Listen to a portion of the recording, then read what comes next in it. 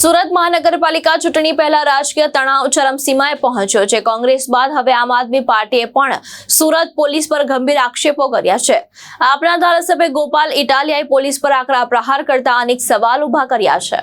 સુરત શહેરમાં ચૂંટણી પહેલા રાજકીય ગરમાવો દિવસે ને દિવસે વધી રહ્યો છે। કોંગ્રેસ બાદ હવે આમ આદમી પાર્ટીએ પણ પોલીસ પર ગંભીર આરોપો લગાવ્યા છે। આમ આદમી પાર્ટીના ધારાસભ્ય ગોપાલ ઇટાલિયાએ આરોપ લગાવ્યો છે કે પોલીસ આપના ઉમેદવાર અને કાર્યકર્તાઓને ધમકાવી રહી છે અને તેમને ફોર્મ પાછું ખેંચવા માટે દબાણ કરી રહી છે। તેમણે વધુમાં કહ્યું કે પહેલા ઉમેદવારોને પૈસાની લાલચ આપવામાં આવે છે અને જ્યારે તે પૈસાથી પ્રભાવિત નથી થતા ત્યારે પોલીસ દ્વારા ધાક ધમકી અને દબાણ કરવામાં આવે છે। ગોપાલ ઇટાલિયાએ કોંગ્રેસ પર પણ નિશાન સાધતા આરોપ લગાવ્યો કે ગુજરાતમાં કોંગ્રેસે આશરે 200 સીટ પર ઉમેદવારો ભાજપના કહેવાથી ઉભા રાખ્યા છે, જે જીતવા માટે નહીં પરંતુ મત તોડવા માટે મેદાનમાં ઉતારવામાં આવ્યા છે। આ ગંભીર આક્ષેપો બાદ સુરતના રાજકારણમાં ભારે ખળભળાટ મચ્યો છે। હાલ આ મુદ્દે પોલીસ તરફથી કોઈ સત્તાવાર પ્રતિક્રિયા સામે આવી નથી। ભાજપી બિન કોંગ્રેસી પાર્ટી દ્વારા અંદાજે 6000 જેટલા ઉમેદવારો ઊભા કરવામાં આવ્યા છે। ગુજરાતના ઇતિહાસમાં અગાઉ ક્યારેય પણ કોંગ્રેસ અને ભાજપ સિવાયની કોઈ પાર્ટીએ આટલી મોટી સંખ્યામાં ઉમેદવારો ઊભા કર્યા હોય એવું બન્યું નથી। અમારા માટે આ ખૂબ જ ગર્વ લેવા જેવી બાબત છે કે અમે આટલું કામ કરી શક્યા છીએ, આટલા ઉમેદવારો ઊભા રાખી શક્યા છીએ એ બહુ સારી બાબત છે। પણ અમે ઉમેદવારો ઊભા રાખ્યા એ બાબતથી ભાજપને બિલકુલ ગમ્યું નથી। પહેલાં તો ભાજપે એ કોશિશ કરી કે અમારામાંથી કોઈ ઉમેદવાર ચૂંટણી લડવા તૈયાર થયો હોય તો એ ફોર્મ જ ના ભરે, એના માટે અનેક અમારા દાવેદારો ઉપર, એમના પરિવારો ઉપર પોલીસે દમન કર્યું, ખોટી એફઆઈઆરો કરી, ધાક ધમકી કરી, દાબ દબાણ કર્યું। અનેક એવા વ્યક્તિઓને અમારી પાર્ટીમાંથી ઉમેદવાર બનતા રોક્યા ધાક ધમકી કરીને। તેમ છતાં પણ જે મજબૂત મક્કમ મનોબળના માણસોએ અમારી આમ આદમી પાર્ટીમાંથી ઉમેદવારી કરી એને ગઈકાલ બપોર પછીથી જ ભાજપ અને પોલીસ બે સક્રિય થઈ ગયા। અમારા અનેક ઉમેદવારોને પોલીસે રૂબરૂમાં જઈને પોલીસ સ્ટેશનોમાં બોલાવીને ધાક ધમકી કરી છે કે તમે આમ આદમી પાર્ટીમાંથી ફોર્મ પાછું ખેંચી લો, નહીંતર તમને દારૂના અને લૂંટના અને બળાત્કારના ખોટા કેસોમાં ફસાવી દઈશું। આ કેવી વાત થઈ? અને એમાંય પોલીસ આ ધંધા કરશે ગુજરાતમાં? મારી પાસે રેકોર્ડિંગ છે, મેં પાર્ટીમાં સૂચન કર્યું છે કે બધા જ મીડિયા મિત્રોના વોટ્સએપમાં રેકોર્ડિંગ આપી દેવામાં આવે કે કેવી રીતે પોલીસ, બુટલેગર અને ભાજપના માણસો ત્રણેય ભેગા મળી અમારા ઉમેદવારો ઉપર હવે દબાણ બનાવે છે કે ફોર્મ પાછું ખેંચી લો। પહેલાં તો ભાજપના માણસો એવું કે તમે બોલો કેટલા પૈસા જોશે, પૈસા આપે અને વાત પતી જાય તો ઠીક છે, પણ જે અમારા ઉમેદવારો એમ કહે છે કે પૈસા લેવાના નથી, અમે તો કટ્ટર ઈમાનદાર માણસો છીએ, અમે તો બદલાવ માટે આવ્યા છે, તો એને પોલીસથી ડરાવવામાં આવે છે। અને પોલીસે આ અભિયાન હાથ ઉપર લીધું છે કે આમ આદમી પાર્ટીના ફોર્મ જે ઉમેદવારોના ભરાઈ ગયા છે એ ઉમેદવારોને ડરાવી ધમકાવી ખોટા કેસમાં ફસાવાની ધમકી મારી અને ફોર્મ પાછું ખેંચી લે। શા માટે આવું? 30 વર્ષથી કહેવાતા વિકાસની વાતો કરનારા લોકોએ અમારી જેવી સામાન્ય નાની પાર્ટી એક ફોર્મ ભરે અને ચૂંટણીમાં ઊભી રહે એનાથી શું તકલીફ પડે છે? બહુ તો શું થશે, અમે હારી જઈશું। પણ ભાજપને કેમ એવી તકલીફ પડે છે કે અમારા ફોર્મ પાછા ખેંચાવા પડે? અને વાત તો ત્યાં સુધી મળી છે, સરકારી તંત્રમાં પણ અનેક સારા માણસો નોકરી કરે છે, સનિષ્ઠ ઈમાનદાર માણસો નોકરી કરે છે। એમણે અમારું ધ્યાન દોર્યું છે કે ભાજપ આવતીકાલે ખૂબ મોટી સંખ્યામાં આમ આદમી પાર્ટીના ઉમેદવારોના ફોર્મ રદ થાય એ માટે એમના લાગતા વળગતા મળતિયા ટાઈપના જે કાંઈ પણ લોકો હોય એને કામે લગાડ્યા છે। નાની નાની ભૂલો કાઢવી, ગોપાલ ઇટાલિયામાં રસવાવાળું ઈ છે, દીર્ઘ ઈ નથી, કુમારની અંદર દીર્ઘ કુ છે, રસવાવાળું કુ નથી, દિનેશને બદલે દિલેશ લખ્યું છે। આવા બધા વાંધા વચકાઓ કાઢીને, નાની નાની વસ્તુને મોટી બનાવીને, કારણ વગરના વાંધાઓ ઊભા કરીને ખૂબ મોટી સંખ્યામાં આમ આદમી પાર્ટીના ઉમેદવારોના ફોર્મ રદ કરવાનું એક ષડયંત્ર ભાજપે ગોઠવી રાખ્યું છે। અને કેટલાક સરકારી માણસોને આની સૂચના આપી હોય એવા મેસેજ અમારા સુધી પહોંચ્યા છે। કેટલાક સારા માણસોએ અમારું ધ્યાન દોર્યું છે। ભાજપની અંદર ઘણા બધા મિત્રો છે જે આવા બધા કૂડ કપટને પસંદ નથી કરતા. ભાજપના હોદ્દેદારોમાં ઘણા એવા માણસો છે જે આટલી નિમ્ન કક્ષાની રાજનીતિને પસંદ નથી કરતા. એમણે ભાજપના ઘણા માણસોએ મારું ધ્યાન દોર્યું વ્યક્તિગત ફોન કરીને કે ગોપાલભાઈ તમારી મહેનત બહુ સારી છે, પણ અમારી એટલે કે ભાજપ પાર્ટીવાળા લોકો આ નિમ્ન કક્ષાનું કૃત્ય કરવા જઈ રહ્યા છે, તમે જરાક સાવધાન રહેજો. મારી અમારા તમામ ઉમેદવારોને, ગુજરાતભરના લોકોને, સૌ જાગૃત નાગરિકોને એક વિનંતી છે કે જાગતા રહેજો, નજર રાખજો. ઉમેદવારી ન કરી શકીએ એના પ્રયત્નો કર્યા, છતાં પણ અમે ઉમેદવાર ઊભા કર્યા તો ફોર્મ પાછા ખેંચાવવા માટે પોલીસ મોકલે છે, પૈસા મોકલે છે, છતાંય અમે ફોર્મ પાછા ન ખેંચીએ તો સરકારી માણસોને હાથો બનાવી અમારા ફોર્મ જ રદ થઈ જાય, અમારા બધા જ ઉમેદવારોના મોટાભાગના ફોર્મ રદ થઈ જાય એવા ષડયંત્ર ચાલુ કર્યા છે. મને એ કહેતા બહુ દુઃખ થાય છે કે 30 વર્ષથી વિકાસની વાતો, ગુજરાતને સમૃદ્ધ બનાવ્યું ને આગળ લઈ આવ્યા ને આવું બધું કર્યું હોય તો પછી તમારે ભાજપવાળાએ આવા ધંધા કેમ કરવા પડે છે? ફોર્મ રદ કરાવવાના ધંધા કેમ કરવા પડે છે? તમને તમારા કરેલા કામ ઉપર, તમારા સરકાર ઉપર ભરોસો હોય તો ચેલેન્જ ફેંકવી જોઈએ ગુજરાત ભાજપના પ્રદેશ પ્રમુખે અમને કે આમ આદમી પાર્ટી હોય એટલા ઊભા રાખી દે, બધાને હરવી દઈશું.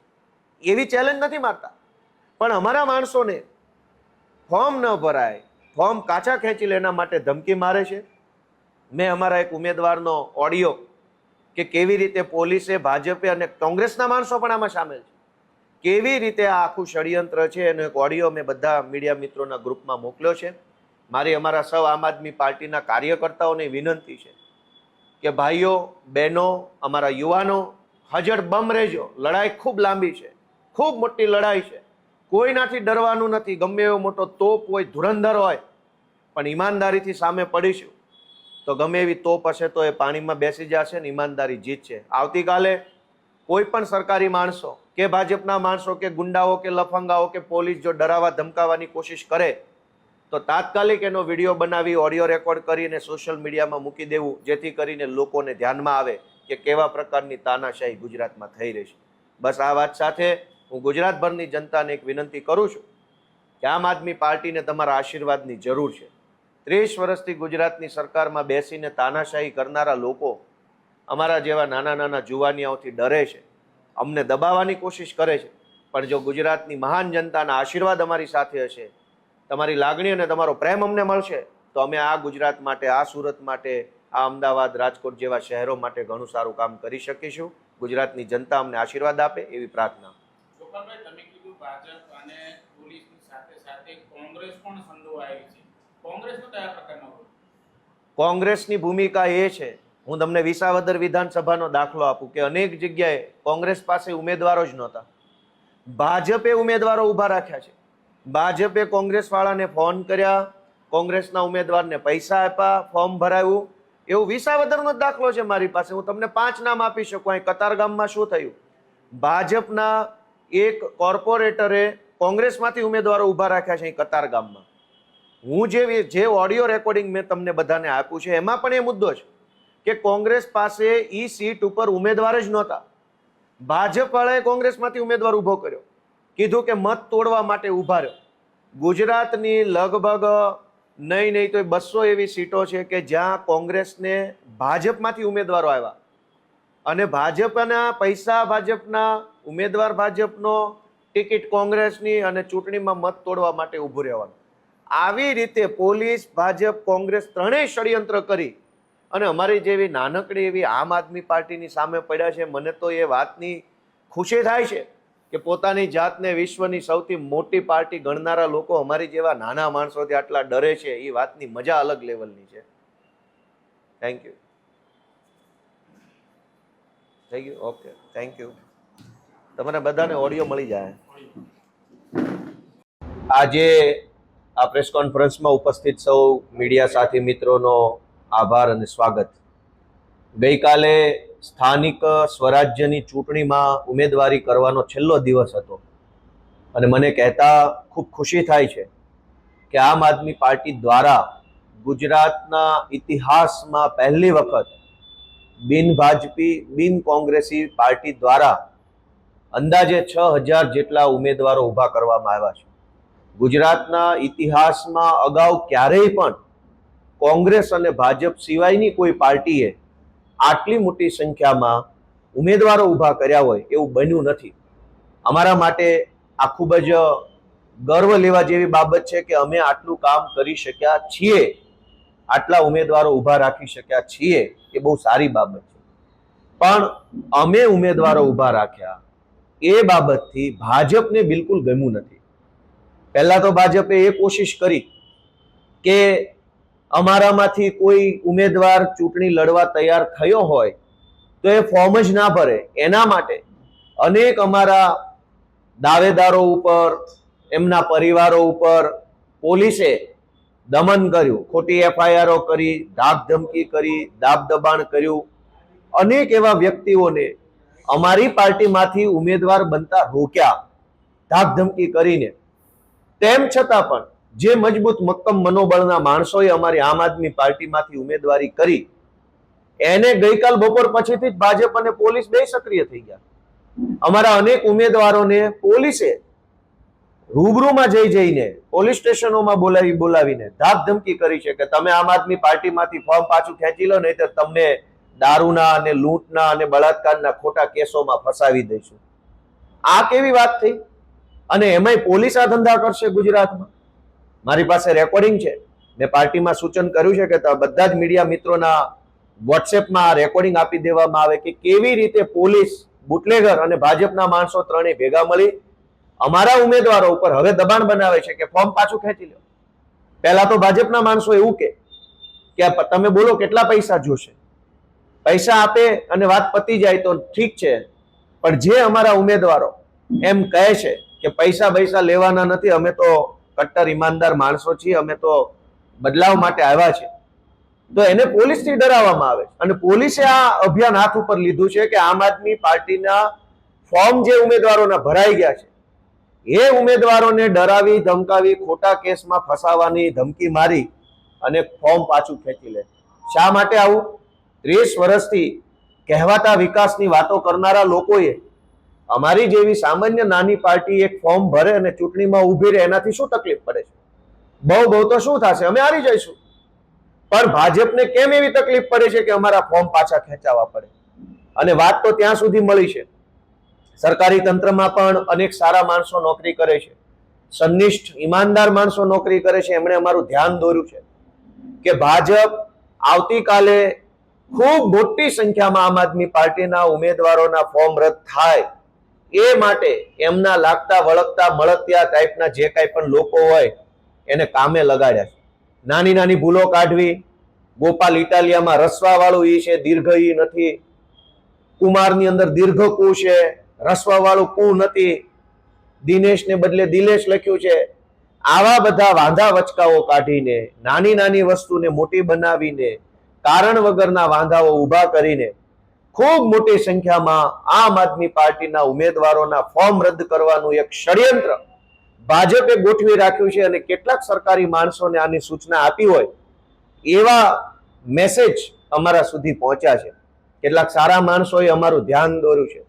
ભાજપની અંદર ઘણા બધા મિત્રો છે જે આવા બધા કૂડ કપટને પસંદ નથી કરતા. ભાજપના હોદ્દેદારોમાં ઘણા એવા માણસો છે જે આટલી નિમ્ન કક્ષાની રાજનીતિને પસંદ નથી કરતા.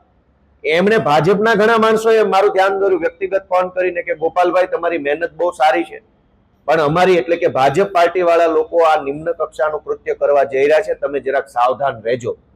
મારી અમારા તમામ ઉમેદવારોને, ગુજરાતભરના લોકોને, સૌ જાગૃત નાગરિકોને એક વિનંતી છે કે જાગતા રહેજો, નજર રાખજો.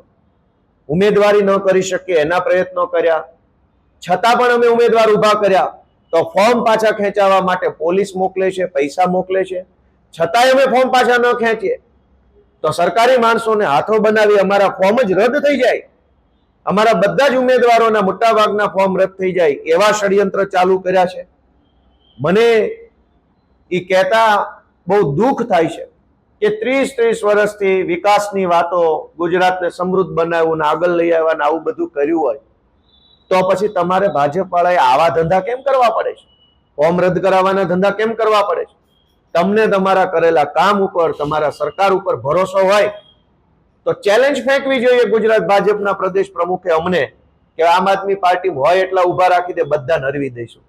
એવી ચેલેન્જ નથી મારતા, પણ અમારા માણસોને ફોર્મ ન ભરાય, ફોર્મ કાચા ખેંચી લે એના માટે ધમકી મારે છે.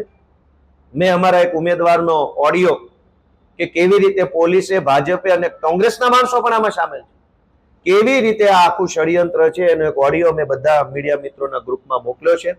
મારી અમારા સૌ આમ આદમી પાર્ટીના કાર્યકર્તાઓને વિનંતી છે કે ભાઈઓ બહેનો, અમારા યુવાનો, હજર બમ રહેજો. લડાઈ ખૂબ લાંબી છે, ખૂબ મોટી લડાઈ છે.